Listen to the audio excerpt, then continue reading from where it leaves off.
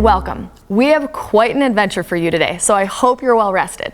You know, each week we take you on a journey that aims to entertain, but that also inspires and agitates, igniting a passion for protecting these areas and fighting for conservation.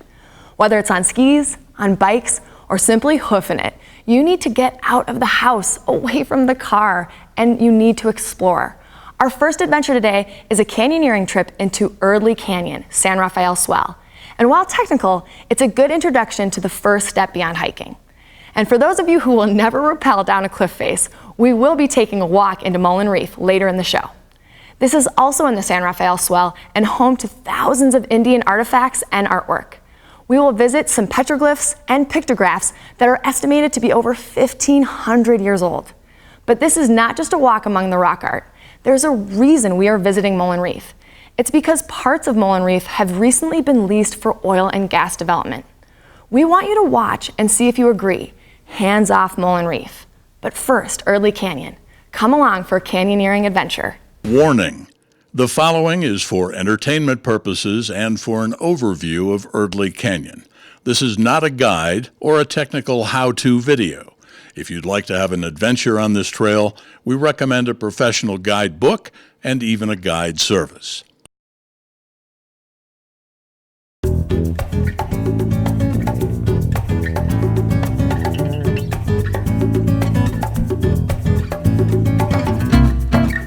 Utah is blessed to be burgeoning with a slew of slot canyons, crevices in the Earth's surface resulting from eons of erosion.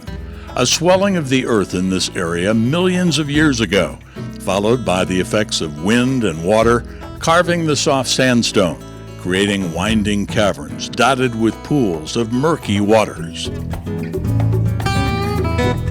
Today we explore Eardley Canyon in Emery County, considered part of the eastern reef of the San Rafael Swell.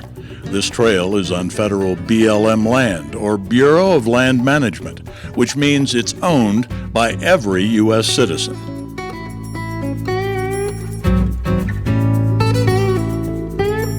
We'll be hiking into Eardley from Straight Wash, which is a great hike even if you don't plan on doing the full loop, which requires rappelling and swimming. Today, Dale is our guide. This is everyone's first time exploring Eardley Canyon, but Dale is a former climbing instructor and guide.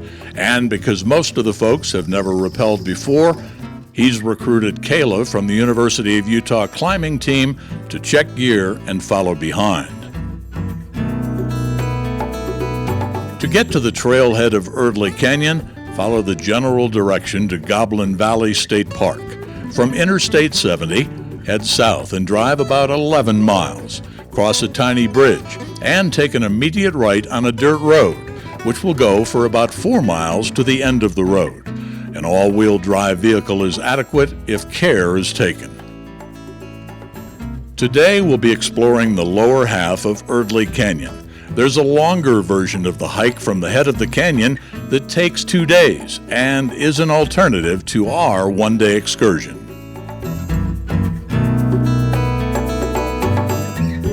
This adventure will take 6 people about 8 hours, and if you don't leave early enough, you could get stuck on Eardley.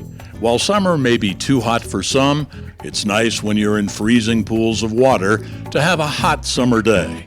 However, we recommend a wetsuit no matter what time of year you go. Spring and fall are the most popular times to explore Eardley. Technical canyoneering requires each individual to have certain gear, like harness, rappel device, and special shoes made for canyoneering. The group as a whole needs ropes and anchors. Eardley Canyon already has bolts installed along the route.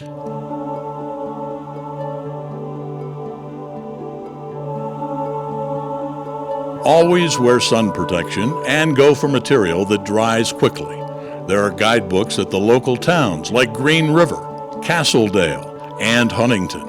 Always support the local businesses by purchasing gas and sundries before or after your trip. By supporting these local economies, you prove that recreation is a viable alternative to leasing these areas for extractive industries.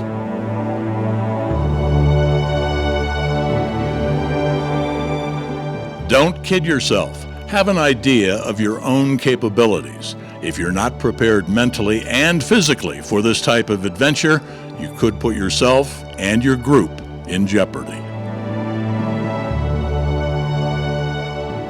The first section of the trail is into straight wash, which is easy enough for kids and even Grandma and Grandpa. This section has very little elevation gain and is just over 2 miles. The colors of the rocks are as varied as any watercolor painting. If you see some rocks with green streaks, you could be passing uranium-laced sediment. You won't be there long enough to worry about exposure.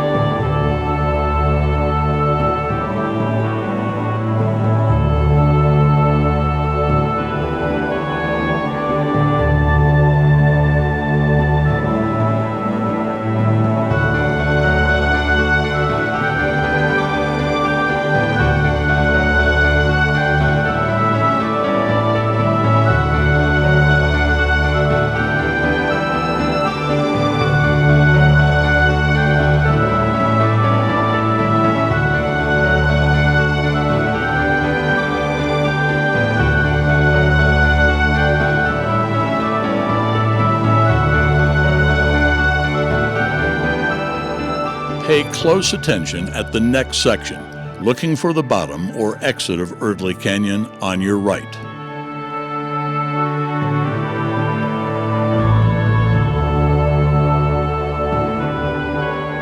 You can hike up this portion of the slot just to the first pool, which is only a few hundred yards.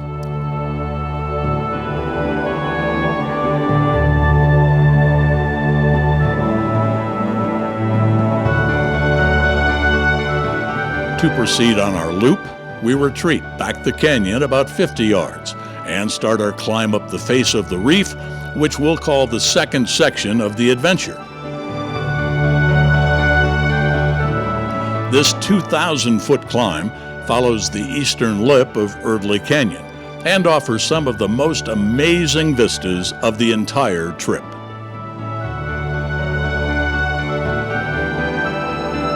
This is a tough climb, but our youngster Callie, she was able to make it. But then again, she's tougher than your typical 8-year-old.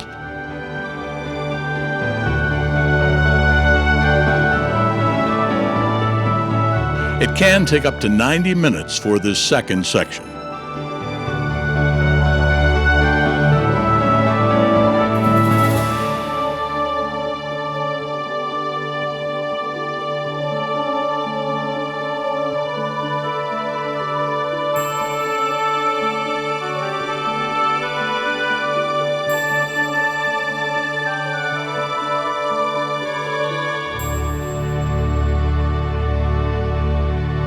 When you reach the saddle toward the top of the hill, you'll begin to see cairns.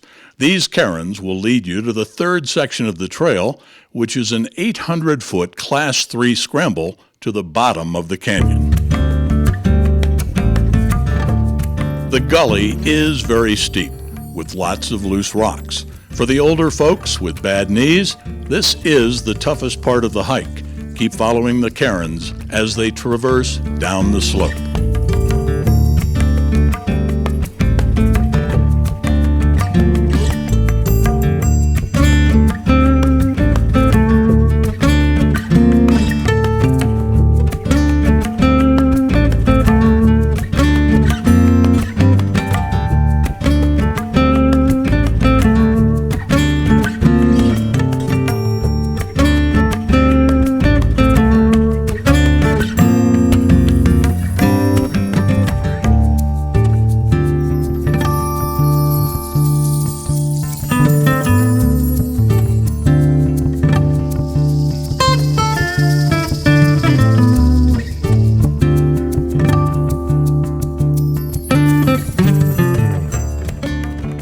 Once you get to the bottom of Eardley Canyon, head downstream and then let the real fun kick in.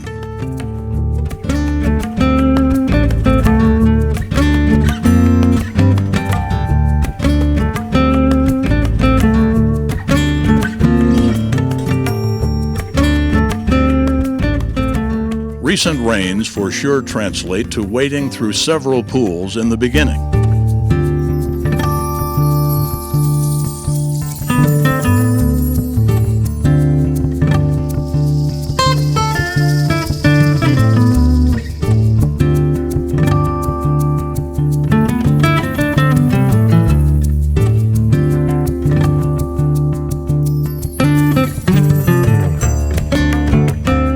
The stunning scenery with winding walls of coconino sandstone will make you want to linger.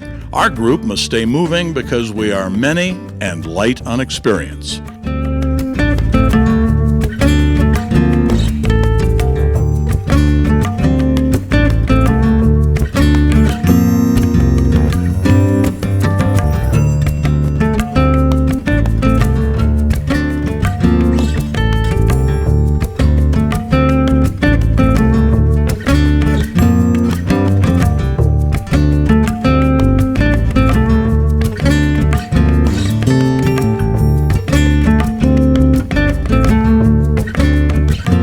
We are also slowed by the decision to shuffle the packs because of the camera gear.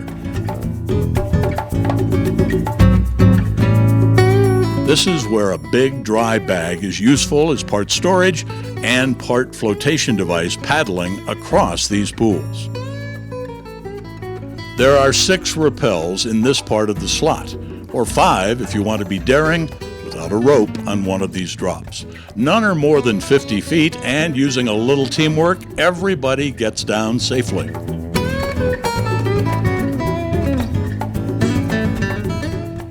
There are a series of bolts, and there are plenty of natural anchors. Please do not place new bolts. 1 or 2 of the pools may prove difficult to climb out of when water levels are high. If the lead person has trouble, the second in line can rappel down to help. As always, teamwork is essential.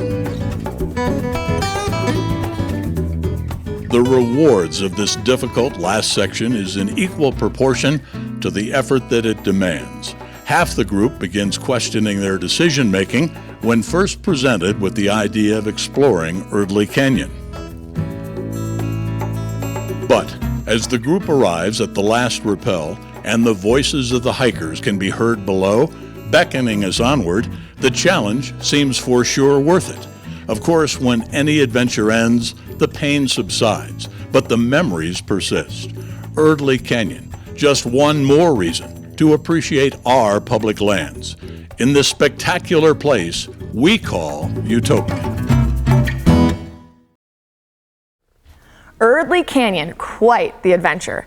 And our camera team wants everyone watching to know that it was one of the hardest shoots in this show's history, mostly due to the absence of wetsuits and lack of sunlight penetrating the canyon. Watch again and you may see some atypical shaky camera action towards the end of the segment. It's okay, guys. Stay tuned because when we come back, we will be visiting some ancient Native American ruins and rock art after these messages.